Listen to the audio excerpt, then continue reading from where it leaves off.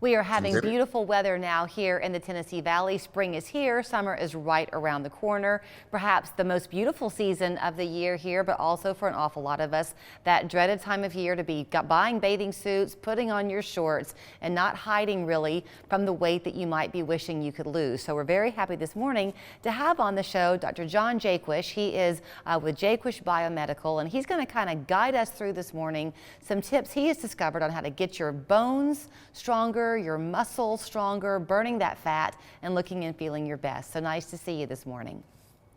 Thanks so much for having me. Admittedly, I hit the vanity part first because sometimes that's what drives people to try to find the right diet, if you will, the right lifestyle that works for them. And then they're pleasantly surprised to learn that health benefits come right along with it. That's right.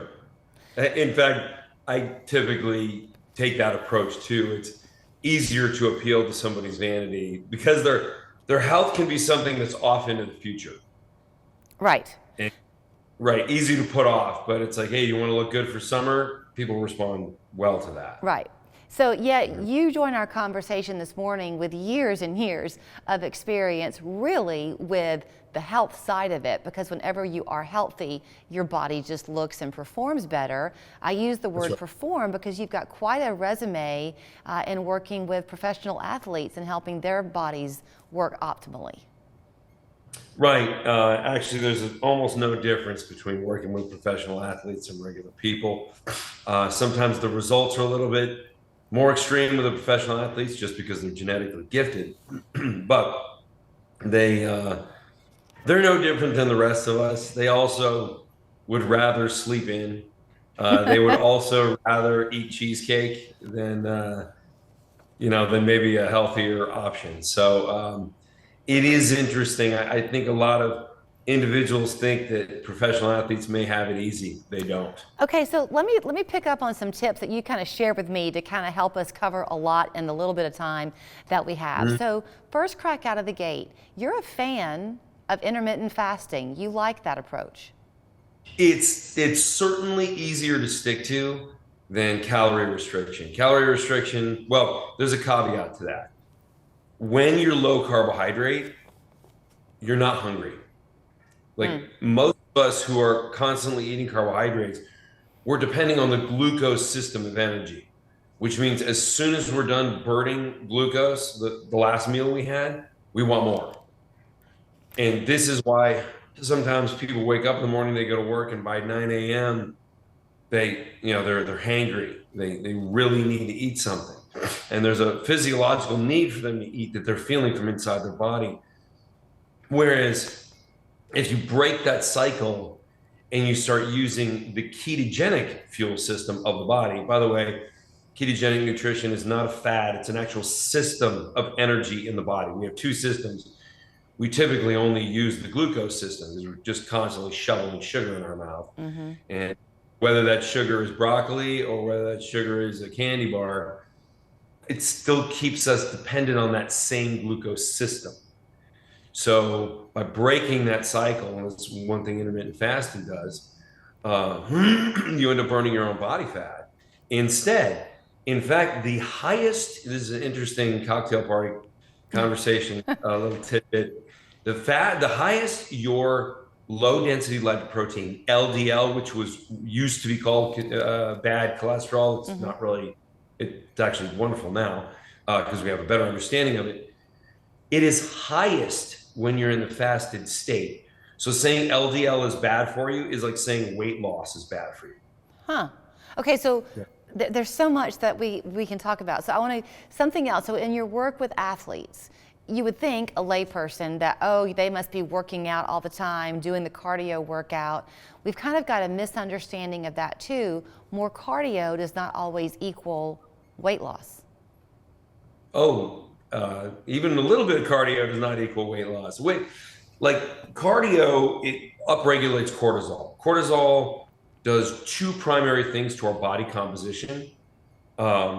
And when you do cardio in rapid succession, every couple of days, like it keeps this elevated level of cortisol. Cortisol does two things. It gets rid of muscle.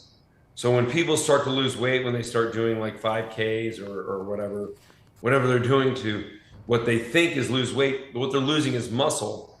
And the other thing cortisol does is it preserves body fat. So it keeps you as fat as possible, as long as possible.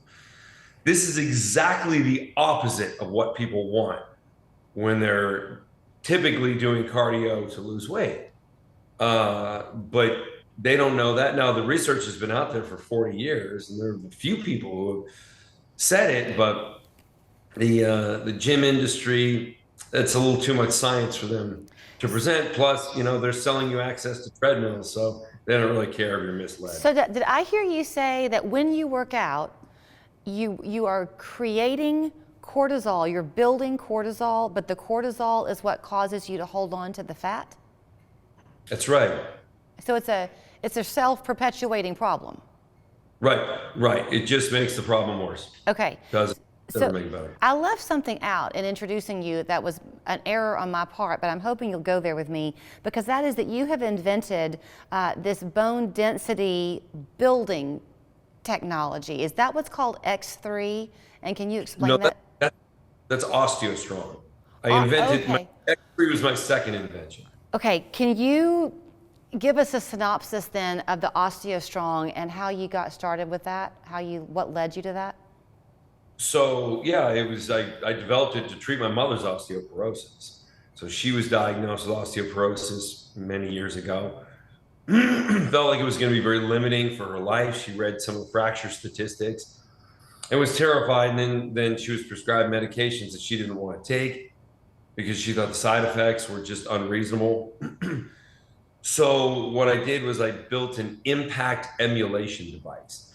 So OsteoStrong works like a lot of exercises do, but in a controlled and measured way, so that we put axial force through the bone. So this is my humerus bone. We're putting load from one end to the other. So taking that bone and compressing it end to end. It's a process that actually feels fantastic. As soon as that compression is released, because inside the bone, it looks like a honeycomb, all those little walls inside the bone become slightly bent. Then they spring back into position. When they spring back into position, now they're stimulated to pull in minerals and recalcify. This is the normal process that children use and teenagers use to build bone. They're running, they're jumping, they're going through high impact. So we emulate the impact to get the same effect. Is that something, how do people access OsteoStrong? There are clinics. There's 250 clinics in 12 different countries. Okay. And quite a few in Tennessee, actually. Okay. I have to tell you that I could talk to you for the full hour if we had time. I have question after question after question, and you have got resume bragging right after resume bragging right. And I wish that we had more time, but if other people want to find out more about you or to check out the book that you have written, how do they do that? On Amazon? They get your The book on Amazon, it's called Weightlifting is a Waste of Time. It's a Wall Street Journal bestseller. The other place is my website, which leads to all my social links, is drj.com, DOCTOR, the letter J. Well, it has been a pleasure talking to you, and I hope that we can do it again. So I'm not going to worry so much about hitting that steep hill in my neighborhood today when I go for my walk. So thank you for that. Better choice. All right. Great talking to you. Good talking to you.